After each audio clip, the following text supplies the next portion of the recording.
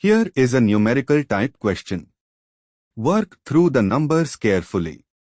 Let us solve it step by step.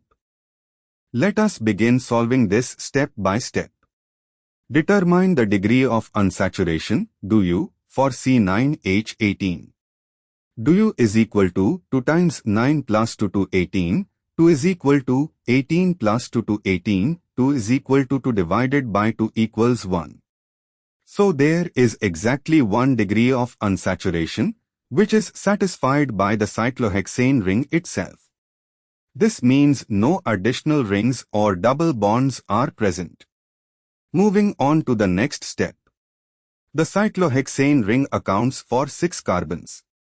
The remaining carbons is equal to 9 minus 6 equals 3 carbons must be attached as alkyl substituents on the ring with no additional unsaturation.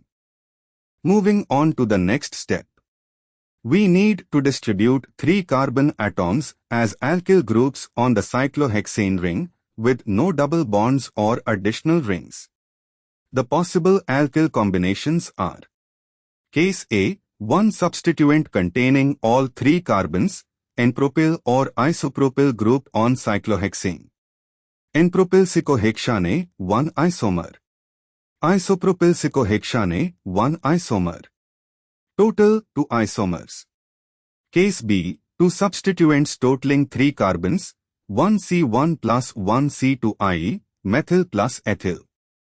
The ring positions for 2 substituents, 1, 1, 1, 2, 1, 3, 1, 4. 1, 1 methyl, ethyl, 1 methyl, 1 ethyl cyclohexane 1 isomer. 1, 2 methyl, ethyl, 1 isomer. 1, 3 methyl, ethyl, 1 isomer. 1, 4 methyl, ethyl, 1 isomer. Total 4 isomers. Case C, 3 substituents each with 1 carbon, 3 methyl groups on cyclohexane. The distinct positional isomers of trimethylcyclohexane. 1, 1, 2 trimethylcyclohexane, 1 isomer. 1, 1, 3 trimethylcyclohexane, 1 isomer. 1, 1, 4 trimethylcyclohexane, 1 isomer. 1, 2, 3 trimethylcyclohexane, 1 isomer. 1, 2, 4 trimethylcyclohexane, 1 isomer. 1, 3, 5 trimethylcyclohexane, 1 isomer. Total 6 isomers.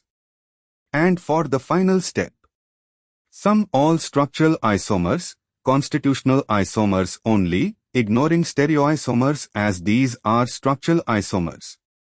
2 plus 4 plus 6 equals 12. Therefore, the correct answer is 12. Therefore, the correct answer is 12.